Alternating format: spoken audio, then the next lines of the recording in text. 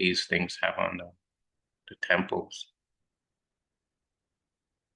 So begin share, and then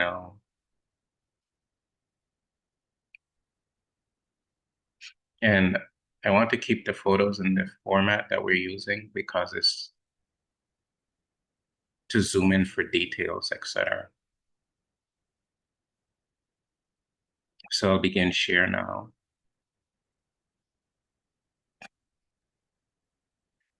And we'll look at this one as a review because there's a very important point that should be said about this. So here's the overhead view. And you'll see here, we spoke about how these are the pylons. And additionally, you see this structure. This is referred to as a tekken. It's commonly called an obelisk. And there's supposed to be two in front of the temple. But one was removed and taken to France. So that's one of the desecrations of the temple.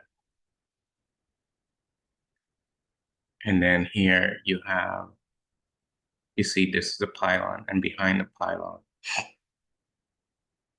you have a mosque inside the temple. And that's another desecration of the temple. And you can see how the mosque, if it's inside the temple, then they needed to put the mosque where there was sufficient space. And so that means that part of the temple had to be destroyed to make room for this part over here, because they're supposed to be, you see how they have the double columns here? Supposed to be double columns on the other side as well. And the other issue is, I'll stop share and we'll go through this process of sharing and resharing. So if we go down to ground level,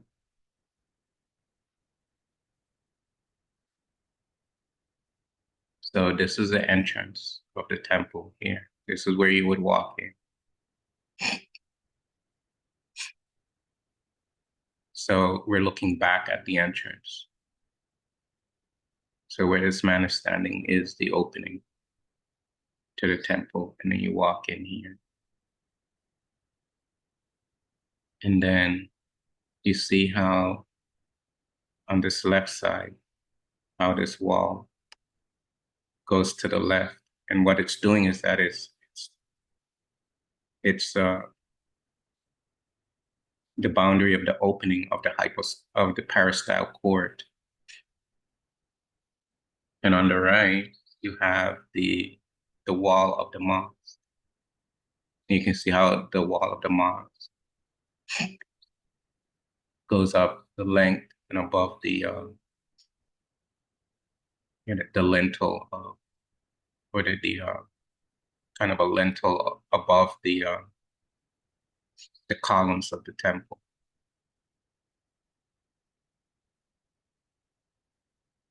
So the mosque infringes into the space of the peristyle court. If you go back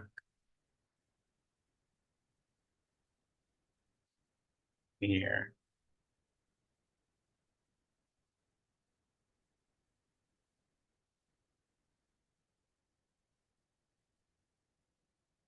to the overhead view, there's something very important concerning the peristyle court.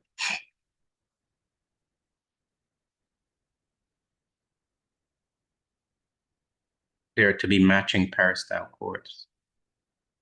So here's a peristyle court. And this would be peristyle court 1. And then you walk through this narrow corridor, peristyle court 2. if we're looking at the metaphysics of the temple and the emergence of creation. So back here in the holy room is where the impulse to creation generates the forms of the universe. So the temple is sort of like an architectural representation of the projection of spirit into time, manifesting as objects, the universe. That's one thing.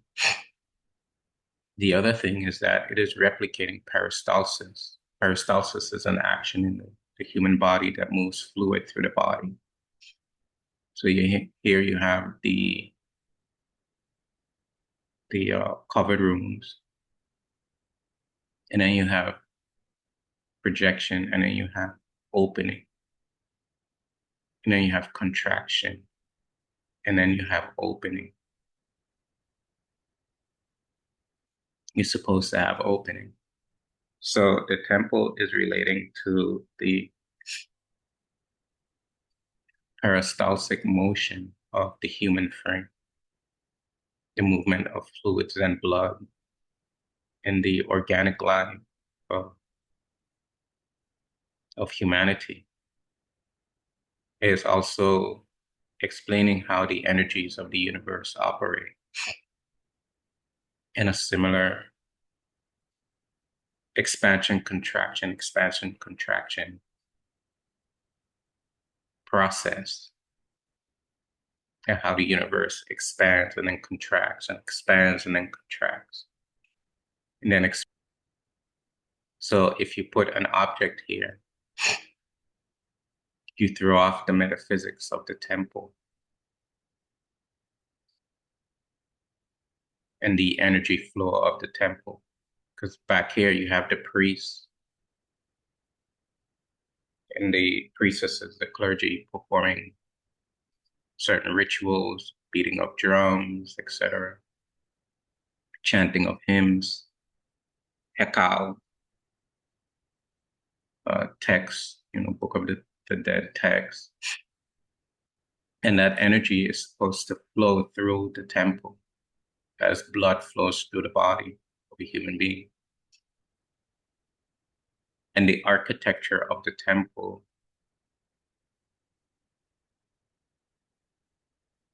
organizes the energy that is flowing from the inner room outward.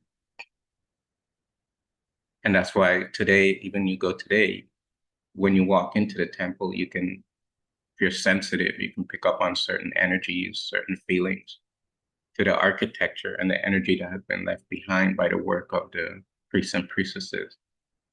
What the work of the priests and priestesses is what Ab Amon referred to as theurgy, the mystic science of the temple. And from the perspective of the initiatic flow of the temple starts in the front, and the new initiates are led through the temple. But it takes years to move through the temple. It's not like today that you can just visit and walk through and go wherever you want. And so the architecture of the temple has a psychic effect on the initiates as they're moving through the temple narrative. Now, if you put an object here, the first impression of the new aspirant coming into the temple is that of a wide open space. And that has an effect on the mind, the feelings, and the energies of the body of the person that is coming into the temple. But if you put an object here, then that metaphysical effect of the temple is essentially ruined. And so you don't have that metaphysical impact. So it's sort of an infringement on the energy of the temple as you walk into the temple. So that infringes on your experience, your energy as you walk into the temple. It has a sort of a very subtle however deleterious effect. But as you move through the temple, etc., that is overcome, but the impact is still there. So it's not like nothing is happening. Something is happening. And then if we do this, so all of this is what Ab Amun is contending with, the theurgy of the temples and the philosophy of the teaching.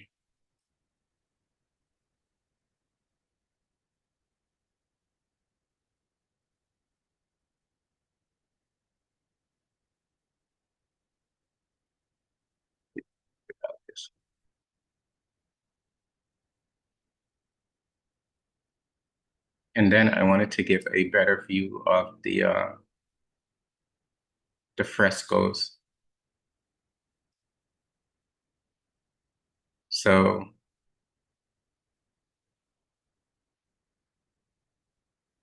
we're going to start with the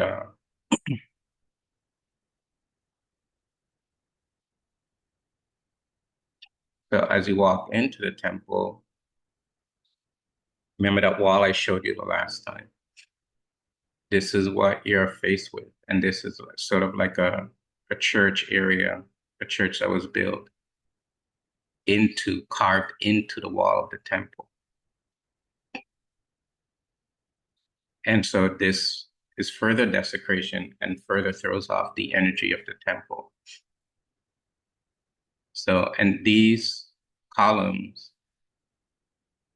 these are Roman columns. These are not the ancient Kemetic columns. So when you come to this area, this is what you see. And so this is further damage. And you see how they dug it into the temple. And essentially, the temple was taken over. And then they applied plaster and put up Christian reliefs.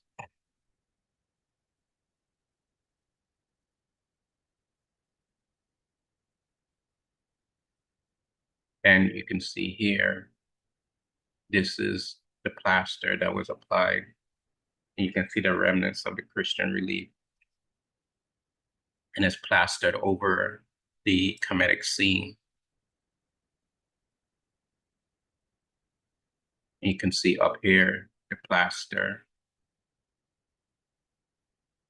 And again, it's plastered over the Kemetic scene.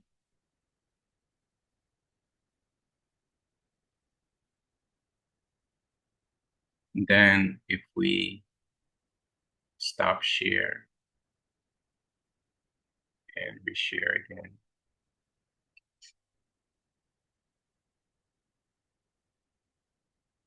it'll give you a better look at the frescoes. And all this exercise is for our understanding and to feel what Ab Amun is talking about, to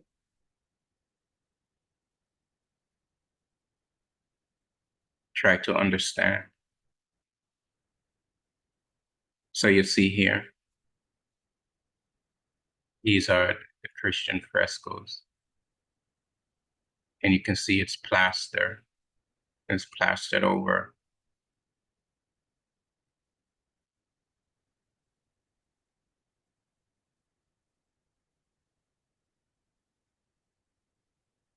So it's further desecration of the temple.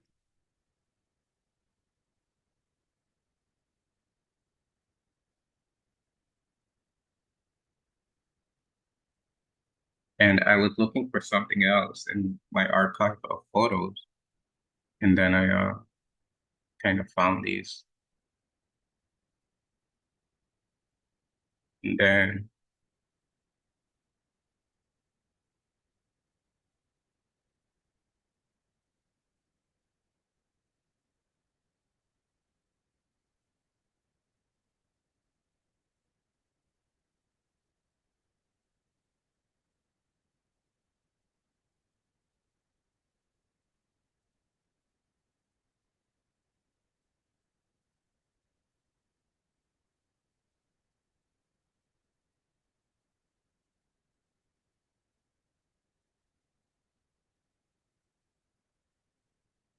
So that when you have these kinds of intrusions,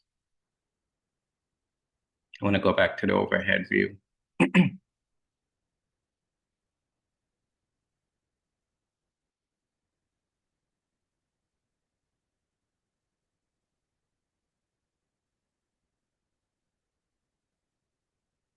So when you have these kinds of intrusions, so we were down here in this area looking at the frescoes and the church that was built into the temple. So when you have these kinds of intrusions, it's like if this body replicates the ideal human frame, it's like some kind of abnormality or disease process in the temple, in the body. And you can there, and I've done teachings, etc., from parts of the temple. And there are magnificent teachings within the temple that have survived, uh, which is good. And being protected and all of that. But the idea is when you have these kinds of intrusions, how it metaphysically affects the temple. It relegates the temple to some kind of a museum object, when the temple is to be an alive, vibrant structure that is filled with the theurgy of the gods and goddesses. And so if you have this kind of imagery, if you have this kind of mixture in the temple, then you have a kind of psychic disruption. Although there are things, there can still glean a lot from being in the temple. And, much has survived. The point is that overall, it has a kind of an effect that you would not want to have in your worship space. And this is what Abamun is trying to, this process that when all of this is going on. And this is what he's trying to rectify philosophically. Because along with this, you have philosophical intrusions and misunderstandings and misapprehensions. And that needs to be, addressed. Akhenaten, Sage Akhenaten, one of our great sages, said that in his great hymns, he said that the same one supreme divine that is worshipped by every. It doesn't matter the religion. If you practice the in other words, there's only one supreme divine, and everyone is worshiping the same one supreme divine. And again, that's not a monotheistic idea from the perspective of Akhenaten. Because the lesser gods and goddesses are to lead you to the one supreme divine. Albeit that is the case, when you have these kinds of architectural and dualistic philosophical intrusions into a non-dual mystic philosophical process and space, all that you can have, if person is not well trained, all you can have is confusions. And so this kind of thing creates confusion in people who visit, in people who want to study ancient Kemet, so forth. And so we, as practitioners, we want the pure teaching So you don't want philosophically and in your practices, you don't want the intrusions into your practice. You don't want the intrusions into your philosophical understanding of the teaching and of the nature of the self.